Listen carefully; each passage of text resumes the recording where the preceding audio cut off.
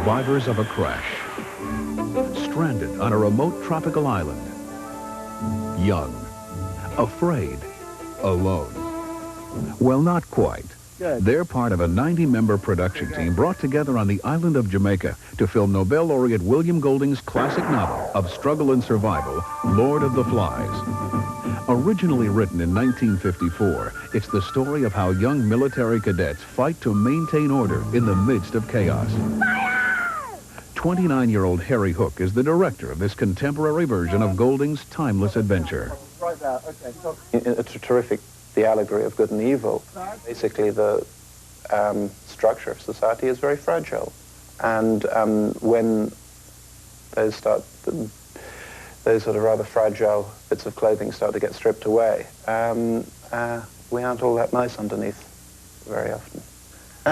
To find the 24 young castaways, nearly 10,000 boys were interviewed across the United States. They came from everywhere. It was very important to me that I see a great variety of faces and characters. Piggy, for instance, we found at a Boy Scout rally as a distant silhouette on the horizon, plodding along. The main casting challenge was to find actors for the roles of Ralph and Jack, friends turned enemies. You know it's good for you. Stop trying to run everything. 14-year-old Paul Balthazar Getty is Ralph. 15-year-old Chris Furr is Jack. He had a glamour, he had an ease about him, which was quite infectious and important for the other boys. And again, the other boys just swarmed and followed him wherever he went. There was a sort of Pied Piper effect, and the boys would be drawn to him. I promised I'd get meat. Didn't I, Ralph? I want you to tell the little ones that I made you a promise and I kept it. Say it! You kept your promise, but you don't keep the fire watch. You think one lousy meal is worth not getting rescued? We've got to be one group again. I agree. You can join my camp and have all the meat you want. I'd never done acting previously except for like 4th grade, a couple of plays. Nothing besides that, you know. And I got the part and I was like, whoa. Balthazar I first saw on a videotape. There's a sort of nobleness about his face, which was very important for the part of Ralph. There is a morality about his bearing, really. We're going to have stricter rules.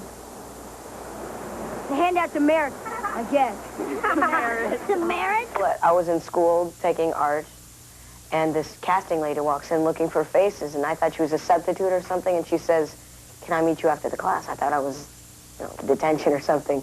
Takes me into this room with 5 other kids from our class, and she says, "Harry Hook is making this new movie, Lord of the Flies." And I thought, I might as well try out for it, you know. I won't get it, but I might as well try. He got the part. But Paul Balthazar Getty, the grandchild of oil billionaire J. Paul Getty, still had to endure casting of a different kind. And here's the scary part. I go back home, get packed, ready, all excited. So I was climbing a tree, and I fell 30 feet, and the bone snapped out of my wrist, and I broke both of my wrists a day before I'm supposed to fly to Jamaica. So I'm in the hospital for a week, and they held on over a week for me, and I flew out there with 2 casts. Just ruined. What they did was they wrote it into the script and rewrote everything and kind of worked around it, and it kind of added something. Because I have like this, I tied my T-shirt around it to make it look like I heard it in a plane wreck at the beginning of the film. Oh, my arm. You okay? Oh. Psych. It was only the beginning. At times, it seemed as though the struggle to make the film was almost as intense as the action on screen. There was fire.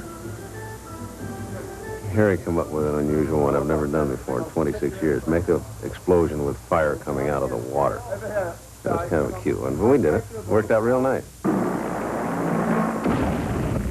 There was earth. Another day in paradise. There was wind.